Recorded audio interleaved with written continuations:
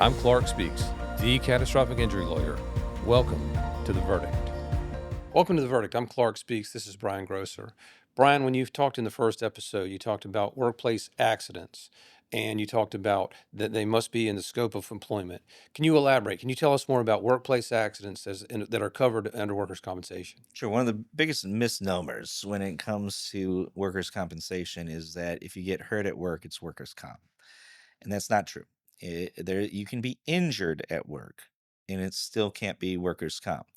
It has to be an injury by accident. And what that means is it has to be an interruption of the work routine. It's got to be something unusual, something unexpected, something that you weren't anticipating to happen. The injury itself is not the accident. Yeah, you tore your ACL. That's the injury. How did you tear your ACL? That's the accident.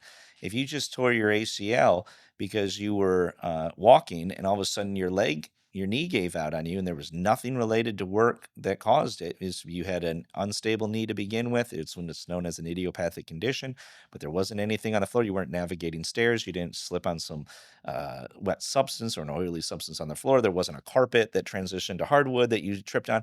There wasn't anything like that. Those would all be accidents, right? The slipping on the water, the stubbing your foot on the carpet and causing your knee, those things would be accidents. The just walking and your knee giving out and you have an unstable knee to begin with, they find out because of an idiopathic condition. It's an injury. It happened, but it's not an accident.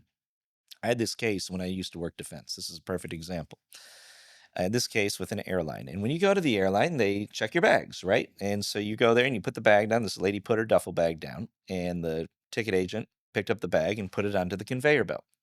As she picked up the duffel bag, it was heavier than she anticipated, but it wasn't unusually heavy. It was in fact, they put it on the scale if she knew how much it weighed.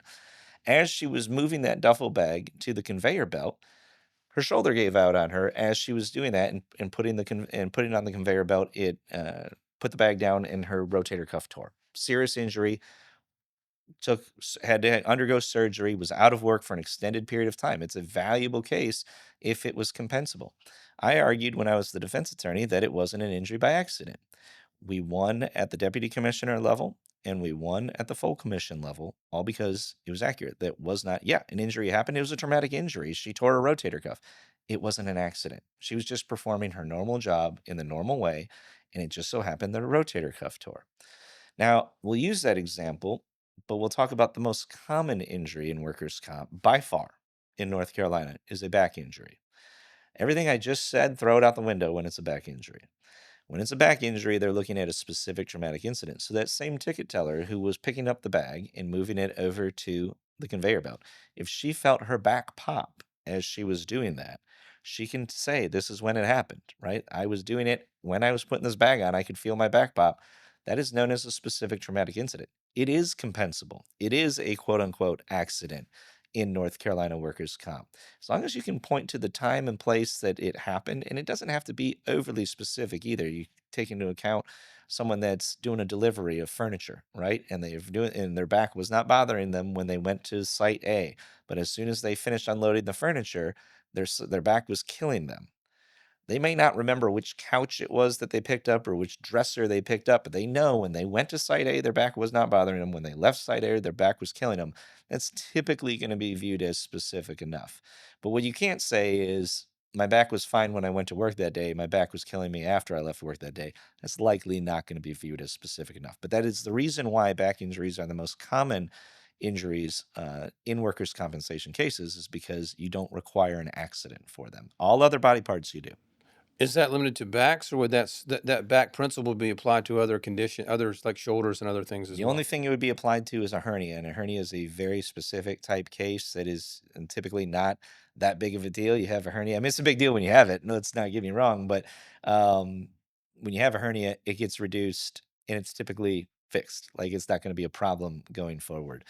All other body parts, like you mentioned, the shoulder, the knee, the hip, the foot, any other body part that's not the back requires what I just talked about at the beginning: an accident, an interruption of the work routine, something that was unusual, something that was unexpected, something that interrupted your regular work routine to cause your injury. Now I want to talk to you about this very issue and how having an attorney on your side early could help and make a difference in a very specific scenario.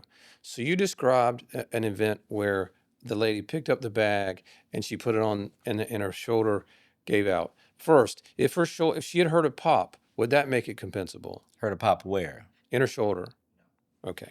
The next question is, imagine that case from the perspective of a plaintiff's lawyer. In other words, you work now for the injured person. You're taking that same case.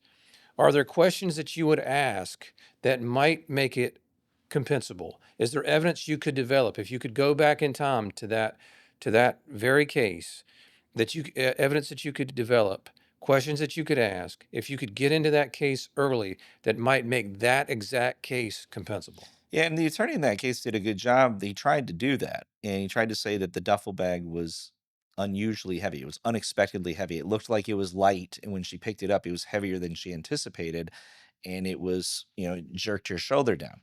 Problem is, when you take your bag to the ticket line, they weigh it for safety reasons, right? Because they got to make sure that it's not over 50 pounds. One, they'll charge you more if it is, but two, they got to place it on the plane in a separate compartment in order to balance it out so the plane's not unbalanced. She knew what the weight was because, or at least she should have known what the weight was because it was on the scale. But in those circumstances, if that scale wasn't there and it was something that you're used to picking up this bag, because there is case law on that, right? Where you're used to picking up something and it's typically 30 pounds and all of a sudden it's 60 pounds, you were performing your job in the normal way. But unusual circumstance happened where this thing came through and it was 60 pounds as opposed to 30 pounds. And it's never 60 pounds. It's usually 30 pounds, if most 40 pounds. This was unusually heavy at 60 pounds. That becomes an issue. You see this a lot of times with CNAs, nurses, folks that are working in a residential facility or something like that, and they're dealing with a heavy patient, right? A patient that is heavier than anticipated. Or maybe they typically move a patient with two people, but today they were moving it with one.